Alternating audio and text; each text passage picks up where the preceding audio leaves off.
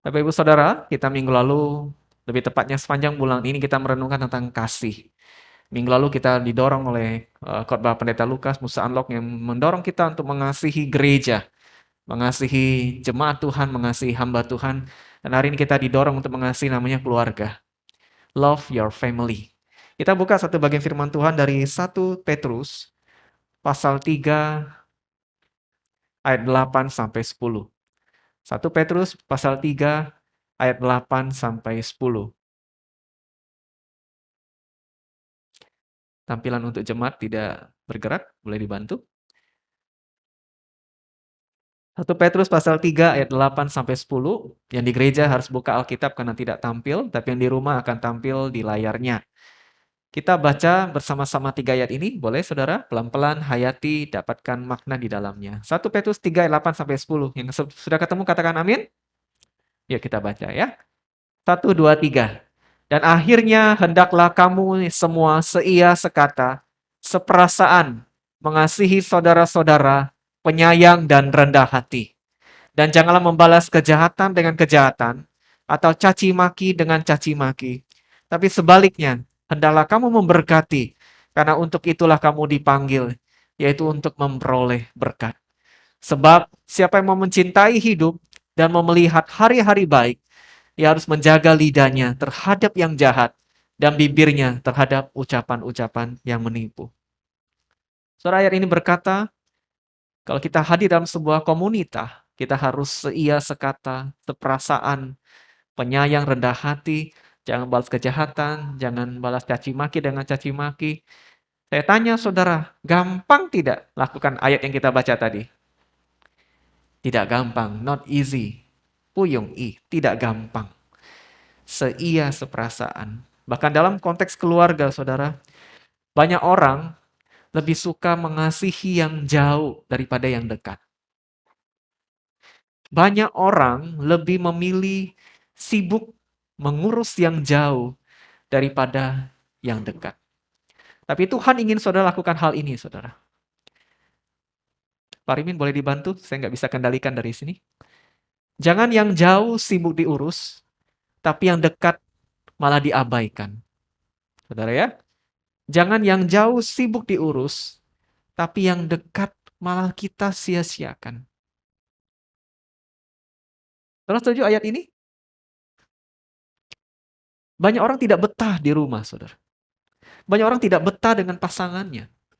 Banyak orang tidak betah dengan anaknya atau orang tuanya, sehingga memilih lebih nyaman di luar rumah, sibuk mengurus tetangganya mungkin, sibuk mengurus temannya, sibuk mengurus orang lain, tapi tidak mau mengurus yang dekat dengan dia. Ini kebalikan yang terjadi, saudara, yang kita sering temui dalam kehidupan sehari-hari. Banyak suami lebih senang cerita dengan temannya daripada cerita dengan istrinya. Banyak anak lebih suka cerita dengan teman daripada orang tuanya. Mengapa, saudara? Karena tidak seia sekata, tidak seperasaan, tidak ada kasih di dalam keluarga itu. Ini menyedihkan, saudara. Padahal Tuhan merancang keluarga adalah kelompok pertama yang harus dengannya kita dekat. Amin. Kelompok pertama yang harusnya kita sibuk urus, sibuk doakan, sibuk khawatirkan, sibuk perhatikan. Nah, ini hati Tuhan, saudara. Waktu saudara berkata, saya mengasihi keluarga saudara, saudara tanya diri saya lebih sibuk siapa ini? Lebih sibuk urus siapa ini? Banyak orang, saudara, lebih sibuk urus ikan koinya daripada istrinya. Banyak orang lebih sibuk urus motornya daripada anaknya, saudara. Kalau anaknya dekat, sudah ya, jangan dekat. Papa lagi sibuk nih. Banyak orang lebih sibuk ngurus kail pancingnya daripada ngurus suaminya, saudara. Jarang istri mancing, saudara ya. Salah, saya kasih contoh. Lebih sibuk ngurus kail pancingnya daripada ngurus istri atau orang tuanya. Apa saudara? Dia meladeni hobinya. Itu pun bisa menjauhkan dari keluarga. Hati-hati, saudara. Hobi bisa membuat kita bukan cuma jauh dari Tuhan. Banyak orang gara-gara hobi tidak beribadah. Itu sudah banyak, saudara. Banyak orang gara-gara hobi juga tidak dekat dengan keluarga. Hati-hati dengan hobimu. Nah, Tuhan mendorong kita. Kita lebih banyak memikirkan keluarga kita.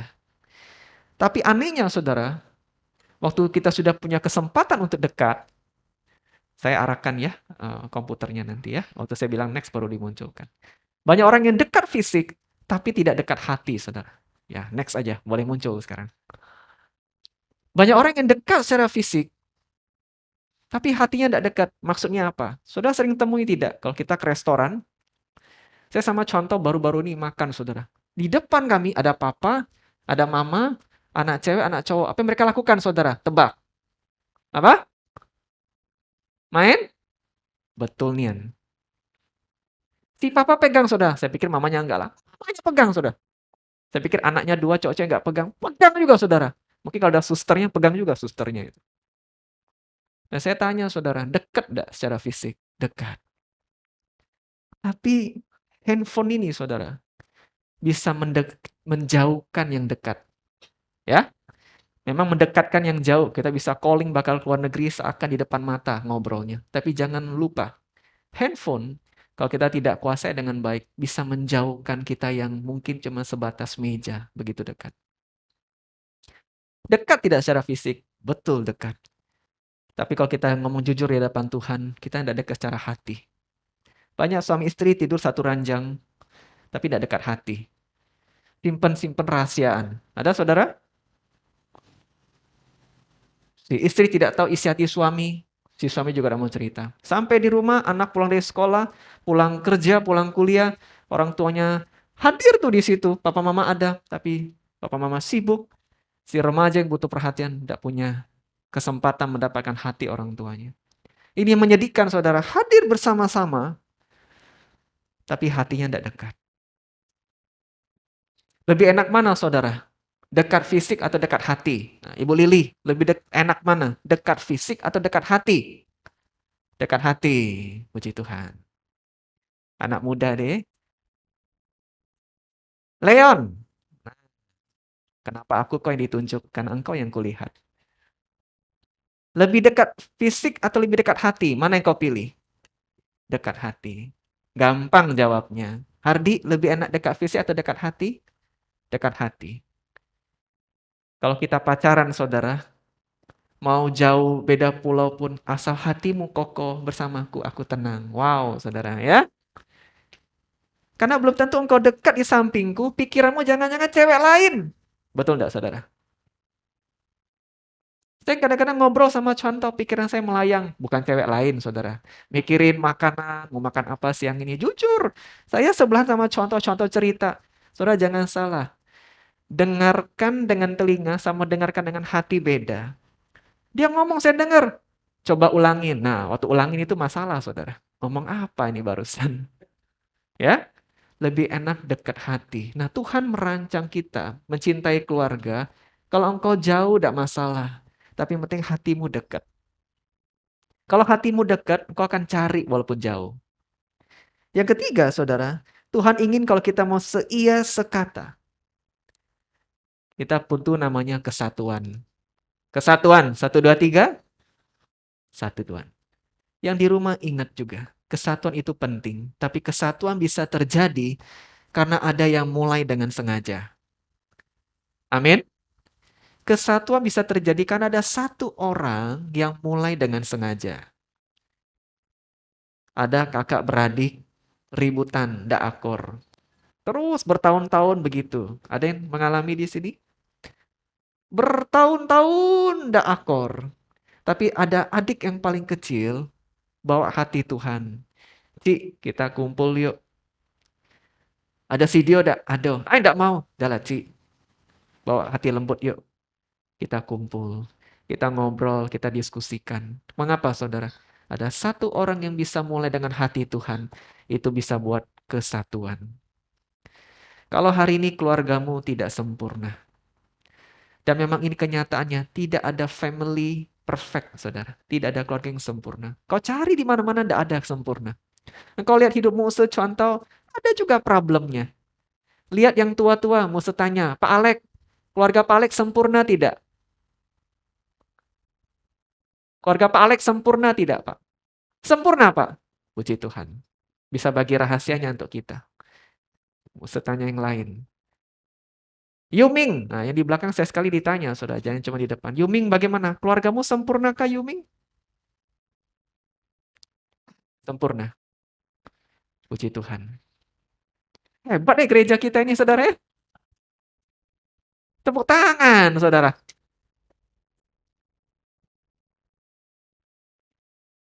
Tapi setiap keluarga, walaupun sempurna, pasti punya pergumulan. Pasti punya kekurangan. Dan kekurangan biasanya kita malu cerita. Betul? Kita atasi sendiri. Tapi kita tahu di balik kekurangan itu, pasti membuat keluarga kita tidak sempurna. Seindah-indahnya tubuh ada luka dikit, sudah tidak sempurna. Sedemikian juga dengan keluarga. Nah, Tuhan memanggil kita bukan menjadi orang yang terus mengeluh dalam keluarga. Tapi yuk, apa yang kau bisa melakukan untuk keluargamu? Kalau kau sayang dengan keluargamu, kau jangan cuman mengeluh, jangan cuman pinter nyalain gara-gara si ini sini. Stop lah. Tapi Tuhan bilang, sekarang aku memanggilmu anakku. Apa yang kau bisa buat untuk menyatukan keluargamu? Di keluarga kalau ada yang tidak rukun, kau jangan cuma nonton, tapi engkau jadi orang yang tengahi. Jangan orang yang bakar bensin lebih panas. Jangan kau sirami air supaya reda. Mulai dengan sengaja, saudara. Tidak bisa buat banyak. Doa.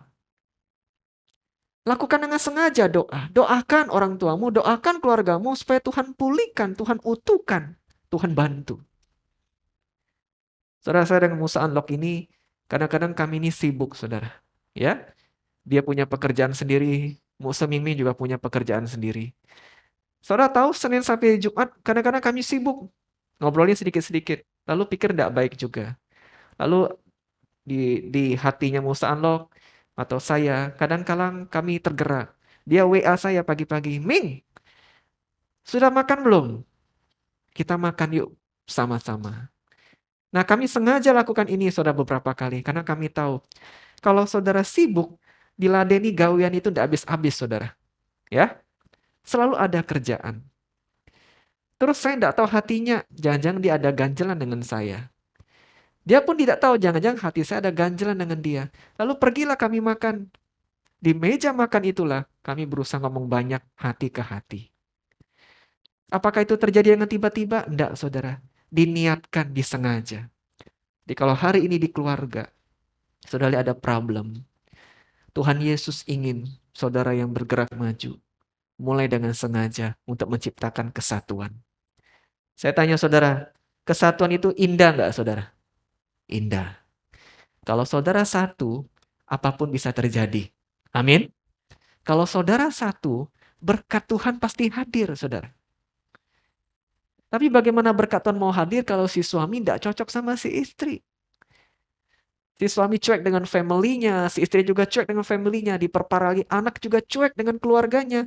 Tidak mungkin saudara berkat Tuhan bisa hadir.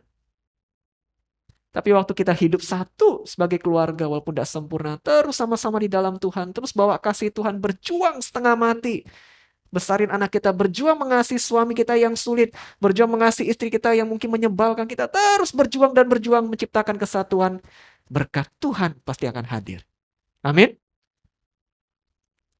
Nah, firman Tuhan yang kita baca tadi mendorong kita jangan balas caci maki dengan caci maki. Saudara pernah emosi dengan anggota keluarga sendiri? Pernah emosi dengan orang tuamu? Pernah emosi dengan pasanganmu? Pernah emosi dengan anakmu? Nah, ada Yeni hari ini yang datang ibadah. Yeni pernah emosi dengan anak terkasih? Pernah. Pak Didi pernah emosi sama istrinya?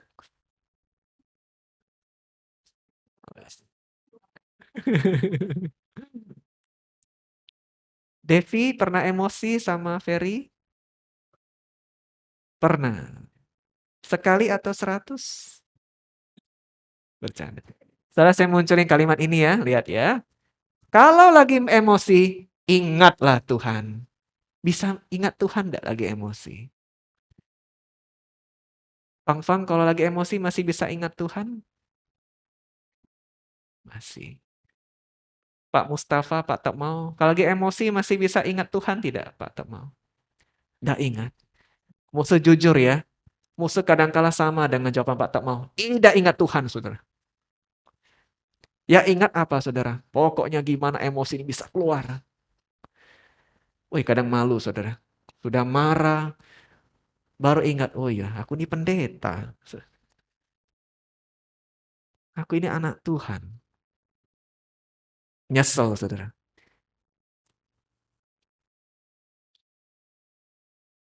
Kalau Stephen, Kwang, kalau lagi emosi, siapa yang kau ingat, Kwang?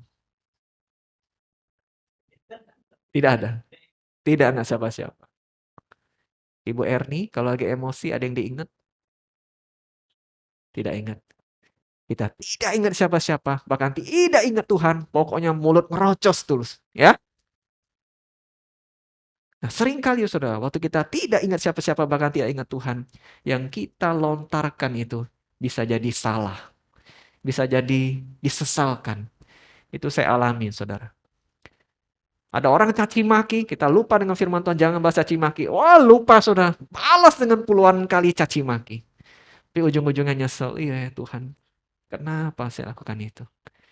Nah, saudara, paling hebat yang bisa kita lakukan, waktu engkau emosi, kau ingat Tuhan saja. Kau mungkin susah ingat ucapan Pak Pendeta Ming Ming hari ini yang mungkin kau lupa, tidak apa-apa. Kau tapi jangan lupa ingat dengan Tuhan. Kalau kau lagi marah dengan istri, marah dengan suami, marah dengan anak, bahkan dengan kekasihmu, kau ingat dengan Tuhan. Karena hanya Tuhan yang bisa mengerem waktu engkau hampir kebablasan. Waktu engkau ingat dengan Tuhan, kau tahu mulutmu harus diam. Waktu engkau ingat dengan Tuhan, kau tahu kalau ini bakal meledak. Akhirnya engkau keluar dulu untuk dinginkan hati, supaya kau bisa balik dengan tenang. Kalau kau ingat dengan Tuhan, kau tidak akan dikit-dikit gampang bilang cerai. Kalau kau ingat dengan Tuhan, anak yang saking bandelnya pun, engkau ingat gimana pun dia lahir dari rahimku. Kalau engkau ingat dengan Tuhan, sejengkel-jengkel engkau ada orang tuamu, kau ingat mereka tetap orang tuamu. Mudah lakukan ini, saudara? Tidak mudah, tapi mungkin dilakukan. Nah, saya tidak tahu bagaimana isi hati saudara waktu baca kalimat ini. Tidak mungkin Musa lagi emosi ingat Tuhan. Tapi kita kan mau belajar lebih baik, saudara. Amin. Waktu saudara lagi panas-panas hatinya, saudara ingat Tuhan Yesus. Saudara ingat dia. Dan doa kita waktu saudara ingat dia, saudara bisa melakukan yang terbaik dalam emosimu. Saudara, jadilah berkat yang menolong keluarga, bukan beban yang menyusahkan. Ya, jadi berkat. 1, 2, 3, jadi berkat. 1, 2, 3, jadi berkat. Berapapun gajimu hari ini, berkati keluargamu. Apapun yang sudah terjadi dengan masa lalumu, jangan perparah itu dengan nyusahin keluargamu. Ada anak yang bilang orang tuanya begini, Papa Mama, kami anak tidak minta banyak. Papa Mama jangan susahi kami be, itu sudah menolong kami banyak. Ada istri bilang sama suami begini, suamiku, aku tidak harap kekayaan banyak darimu. Engkau cukup setia mengasihi aku dan anak, itu sudah menjadi berkat yang luar biasa. Untuk apa engkau memperoleh begitu banyak, tapi di rumah engkau tidak dirayakan kehadirannya? Untuk apa engkau di luar sukses, tapi waktu pulang ke rumah, anak langsung masuk kamar menghindar darimu, istri langsung ketakutan dan malas menghadapi kamu? Untuk apa engkau menjadi istri yang begitu cantik, tapi waktu suami pulang dia pengen cerita dia sudah malas? Karena kau sering salah paham, orang yang sensitif, gampang tersinggung, dia tidak menemukan berkat dari kehadiranmu.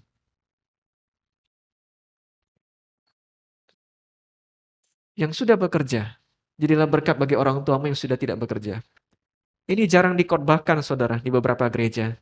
Saudara ingat, orang tua yang sudah tidak bekerja, kau harus beri berkat uang bagi orang tuamu. Ingat, papa mama akan sungkan minta duit. Ya, tapi mereka butuh. Seberapapun yang kau bisa beri, berikan dengan layak yang kau bisa untuk memberkati keluargamu. Orang tua yang sudah tidak bekerja lagi, kau mungkin tidak bisa menafkahi lagi keluargamu. Jangan perparah keluargamu dengan kau lari ke narkoba, menghabis-habiskan uang untuk rokok atau di meja judi. Tapi lakukan yang terbaik yang kau bisa untuk menolong anak-anakmu. Dengan cara apa? Dengan kasih contoh teladan hidup. Karakter yang baik. Saudara tahu itu warisan yang jauh lebih berharga daripada duit.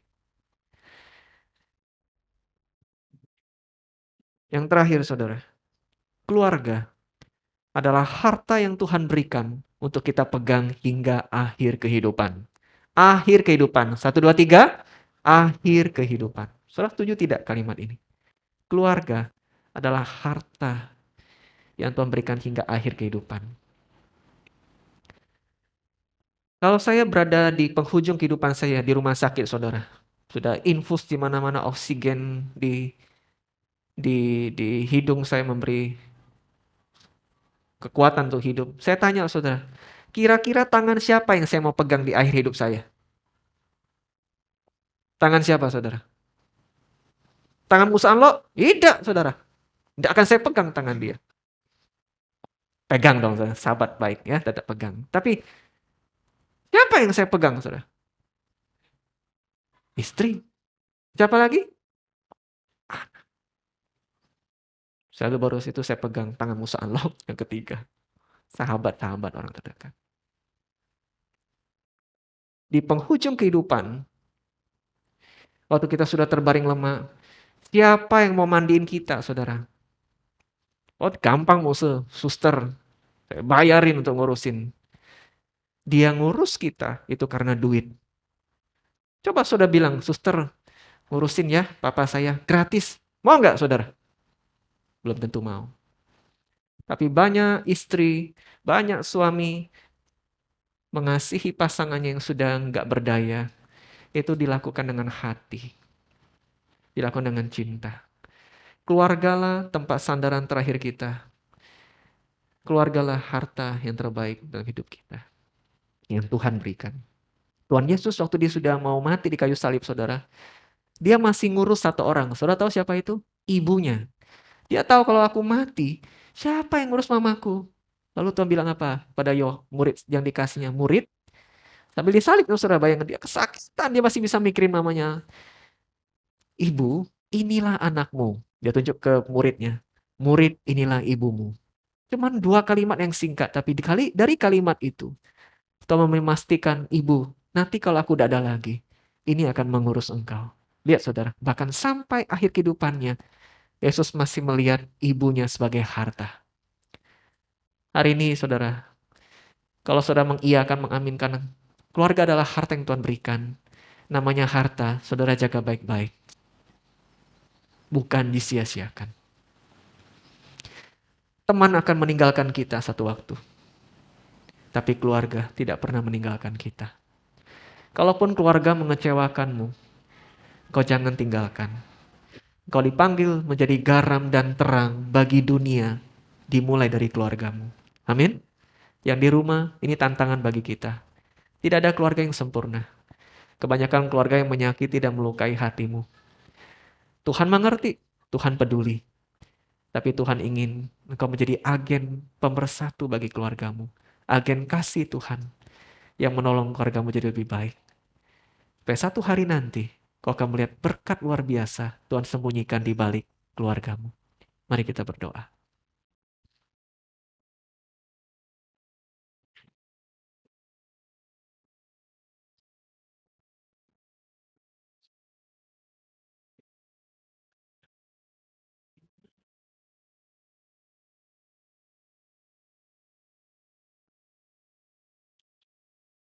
Terima kasih karena Engkau mengasihi kami Tuhan.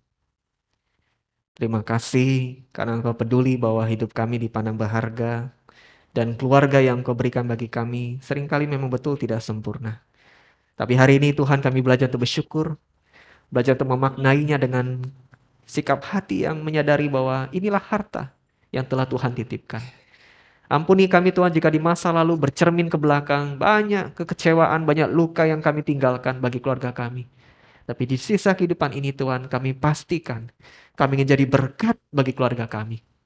Kami akan menjadi alat kasih Tuhan bagi keluarga kami. Terima kasih untuk firman-Mu. Dalam nama Tuhan Yesus kami berdoa. Amin.